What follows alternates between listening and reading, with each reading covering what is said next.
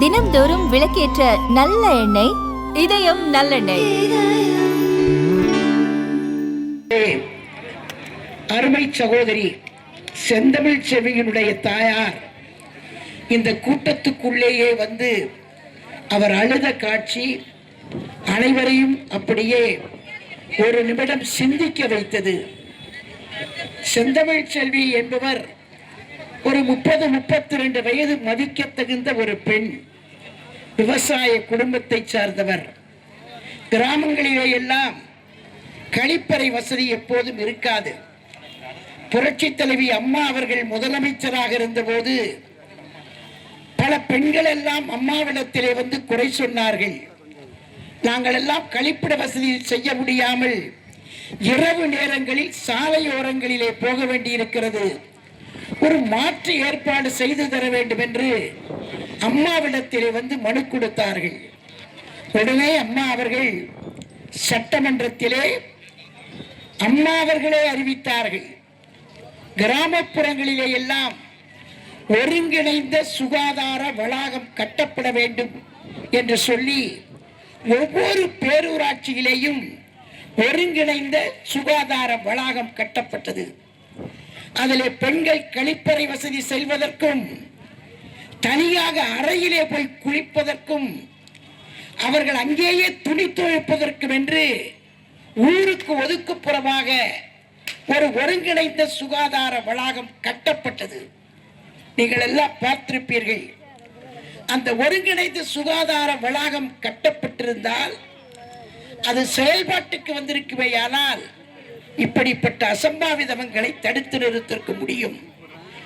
ஆனால் அம்மா அவர்களுக்கு பிறகு, அண்ணன் எடப்பாடியாருக்கு பிறகு திமுக ஆட்சிக்கு வந்தது. அன்றைக்கு முதலமைச்சர் மு.க. ஸ்டாலின் அவர் வந்தவுடனேயே பெண்கள் இருக்கக்கூடிய கழிப்பறை, பெண்களுக்கு குளிப்பதற்கு குளியலறை, துவைப்பதற்கு அங்கே கல் தண்ணீர் இதெல்லாம் இருந்ததை பார்த்துவிட்டு பெண்களுக்கு இது தேவையா என்று சொல்லி இழுத்து பூட்டிவிட்டு உள்ளே பாம்பு பள்ளி பூரான் குளிப்பதற்கு போட்டுவிட்டு போய்விட்டார். எல்லா இடமும் பூட்டப்பட்டு கிடந்தது. திமுக ஆட்சி காலத்திலே அம்மா அவர்கள் எந்த பெண்களுக்காக கட்டி கொடுத்தாரோ அது பூட்டப்பட்டு பாம்பும் பள்ளியும் வசிப்பதற்கு விட்டுவிட்டார்கள். அது தவறு. அதற்கு பிறகுதான் இன்னைக்கு பெண்களுக்கு இந்த புள்ளம்பாடியிலே சிறுகளப்பூர் கிராமத்திலே மட்டுமல்ல, ஒரு 6 மாத காலத்திற்கு முன்னால் இதே சம்பவம் தூத்துக்குடி மாவட்டத்திலே விளாத்திகுளத்திலே அது படித்துக் கொண்டிருக்கிற பெண், இது விவசாய பெண், அது படித்துக் கொண்டிருந்த பெண் படித்துவிட்டு இரவு நேரத்திலே ஒரு 7-8 மணி இருக்கும், அவர் சிறுநீர் கழிப்பதற்காக வெளியே போனவர் தான். கொஞ்சம் வெளிச்சமாக இருக்கிற பகுதிக்கு போகலாம் என்று போனவர் கொஞ்சம் தூரம் தள்ளி போன உடனேயே அங்கே கஞ்சா குடித்துக் கொண்டிருக்கிறார்கள், தண்ணி அடித்துக் கொண்டிருக்கிறார்கள். அவர்கள் எல்லாம் இந்த பெண்ணை பார்த்துவிட்டு இதே போல அசம்பாவிதத்தை அந்த படித்துக் கொண்டிருந்த அந்த பெண், பட்டப்படிப்பு படிக்கக்கூடிய தகுதி பெற்றிருக்கக்கூடிய ஒரு பெண்ணை இதே போல சின்ன பின்னமாக்கி தெருவிலே தூக்கி எறிந்து விட்டு போனார்கள். இன்றைக்கு இதே சம்பவம் தான் சகோதரி செந்தமிழ் செல்வி, 30-32 வயது பெண்.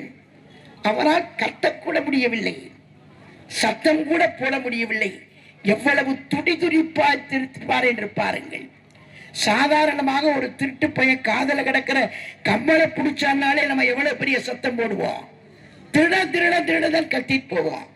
ஆனால் அந்த பெண் துள்ள துடிக்க தன்னுடைய கற்பை விட்டு, தன்னுடைய மானத்தை விட்டு அவ்வளவு அலங்கோலமாக அந்த பெண்ணை பாடாய்ப்படுத்தி அதற்கு பிறகு கொன்று மீன் கட்டக்கூடிய வலையிலே கொண்டு போய் கட்டி ஒரு குளத்திலே தூக்கி கொண்டு போய் போட்டிருக்கிறார்கள் என்று சொன்னால் இது எவ்வளவு பெரிய அட்டூழியம். இந்த வக்கர புத்தி படைத்தவர்களுக்கு ஏன் இந்த புத்தி வருகிறது? அவன் கஞ்சா குடிக்கிறான், தண்ணி அடிக்கிறான், இரண்டும் வருகிற போது போதை ஏறுகிறது, பெண்ணை தேடுகிறான். இரண்டும் ஏறுகிற போது பெண்ணை தேடுகிறான். அப்போது யார் கிடைப்பார் என்று நாயை போல அலைகிறார்கள். இதுதான் நடக்கிறது. இங்கே சம்பவம் நடந்திருக்கிறது.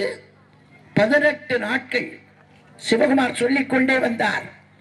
18 நாட்கள் இதுவரை குற்றவாளியை கண்டுபிடிக்கவில்லை. இதுவரை குற்றவாளியை கண்டுபிடிக்கவில்லை. இந்த காவல்துறையை கையில வைத்திருப்பவர், இந்த வசனம் எழுதி கொடுக்கிறவங்க யாரும் இன்னும் அவருக்கு வசனம் எழுதி கொடுக்கலையாட்டிருக்கு. எழுதி கொடுத்திருந்தா அவர் வசனம் பேசியிருப்பார், இதற்கு ஏதாவது ஒரு வசனத்தை சொல்லி இருப்பார். ஆனால் இதுவரை வாயை திறக்கவில்லை. நான் ஒரு பத்திரிகைகளை பார்த்தேன், ஒரு சின்ன துணுக்கு ஒரு செய்தியை பார்த்தேன். மத்திய பிரதேசத்திலே நம்முடைய தமிழ்நாட்டில் அல்ல, மத்திய பிரதேசத்திலே ஒரு பெண், 13 வயது பெண், அந்த பெண் பள்ளி முடிந்து அவருக்காக அனுப்பப்பட்டிருக்கிற ஆட்டோவில் ஏறி போகிறார். ஆட்டோ தடுமாறி போயிடுச்சு. உடனே இந்த பெண் கத்துகிறார். இந்த பெண்ணை கொண்டு போய் ஒரு ஹோட்டலுக்குள்ள கொண்டு போய், அதாவது வெளியூர் போனா தங்கும் விடுதி இருக்கும் பாருங்க, அந்த மாதிரி விடுதியில கொண்டு போய் இந்த பெண்ணை கொண்டு போய் அந்த விடுதி ஓனரிடத்திலே விட்டு போய் விடுகிறான் ஆட்டோக்காரன். இந்த பெண் கத்தி பயனில்லை. அதற்கு பிறகு அந்த ஹோட்டல்காரன் கிட்டத்தட்ட இந்த பெண்ணை 30 பேரிடத்திலே விற்றிருக்கிறான். 13 வயது பெண்ணை 30 பேரிடத்திலே விற்றிருக்கிறான். விற்றதற்கு பிறகு இந்த செய்தி அந்த பெண் எப்படியோ தப்பித்து வந்து சொன்னதற்கு பிறகு ஊரே கூடி போய் அங்கே எந்த லாட்ஜிலே கொண்டு போய் ஆட்டோக்காரன் விட்டானோ அந்த லாட்ஜை புல்டோசர் எடுத்து போய் அப்படியே தகர்த்து எரிந்திருக்கிறார்கள். தகர்த்து எரிந்து துண்டை காணம், துணியை காணம், சொத்து போனால் போய்விட்டது, உயிர் இருக்க வேண்டும் என்று ஓடி போயிருக்கிறார்கள். இது அந்த ஸ்டேட்ல. ஆனால் இங்கே காவல்துறையை கையில வைத்திருக்கிற போலீஸ், காவல்துறையை கையில வைத்திருக்கிற போலீஸ், அந்த போலீஸுக்கு மந்திரியாக இருக்கிறவர் தமிழ்நாடு முதலமைச்சர். இதுவரைக்கும் வாயை திறந்திருக்கிறாரா? செந்தமிழ் செல்விக்கு ஒரு நீதி கிடைத்திருக்கிறதா? 18 நாள் பிடிக்க முடியல. உங்களுக்கு தெரியாதா? அந்த பெண்ணை கற்பழிக்க வந்தவன் ஆஸ்திரேலியால இருந்து வந்துட்டானா, இல்ல அமெரிக்கால இருந்து வந்துட்டானா, இல்ல ஈரான்ல இருந்து வந்தானா? எல்லாம் சுத்துப்பட்டி புள்ளப்பாடியை சுத்தி தான் இருக்கும், இல்லைன்னா லால்குடியை சுத்தி தான் இருக்கும், இல்லைன்னா திருவையாரை சுத்தி தான் இருக்கும், இல்லைன்னா திருவருப்பூரை சுத்தி தான் இருக்கும்.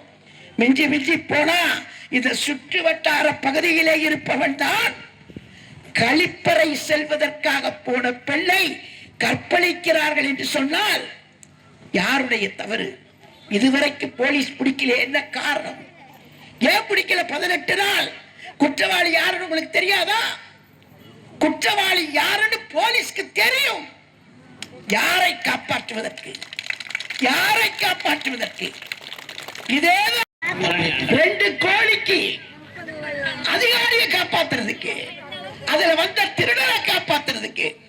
நான் கேட்கிறேன், செந்தமிழ் செல்விக்கு இந்த நிலைமை ஏற்பட்டது யார் என்று உங்களுக்கு தெரியாதா? யாரை காப்பாற்றுவதற்கு? இதிலே சம்பந்தப்பட்டிருப்பவர்கள் யார்? நான் தயவு செய்து தவறாக எடுத்துக்கொள்ள வேண்டாம். காவல்துறை அதிகாரிகளும் எங்களுடைய சகோதரர்கள் தான். உங்கள் வீட்டிலே உங்களுடைய பெண்ணுக்கோ அல்லது தங்கைக்கோ இதே மாதிரி ஒரு கேவலம் நடைபெற்றிருந்தால் இந்நேரம் நீங்க விட்டிருப்பீங்களா? யாரோ ஒரு பொண்ணு, ஒரு விவசாயி, தலையில என்ன கூட இல்லாத விவசாய குடும்பம், அந்த குடும்பம்ன்றதுனால 18 நாள் அலைய விட்டுக்கிறீங்க. கருணாநிதியினுடைய அடக்குமுறையை பார்த்து வந்தவங்க, முன்னாடி பேசினாரே ஒன்றிய செயலாளர், திமுகவினுடைய அடக்குமுறையை பார்த்து வந்தவங்க, திமுக கொடுத்த தண்டனையை தாங்கி வந்தவங்க. திமுக அந்த நேரத்தில் கருணாநிதி முதலமைச்சரா இருக்கும் போது அண்ணா திமுக தொண்டனை பழி வாங்கி அதிலேயே ஊறி போய் வந்தவங்க. இந்த கட்சியா தீர்ந்து போகும். ஒண்ணு மட்டும் சொல்றேன், எம்ஜிஆர் பெயரை உச்சரிக்கக்கூடிய, அம்மா பெயரை உச்சரிக்கக்கூடிய, அண்ணன் எடப்பாடியாரின் பெயரை உச்சரிக்கக்கூடிய கடைசி தொண்டன் இந்த இயக்கத்திலே இருக்கும் வரை இந்த இயக்கத்தை யாரும் அழிக்க முடியாது.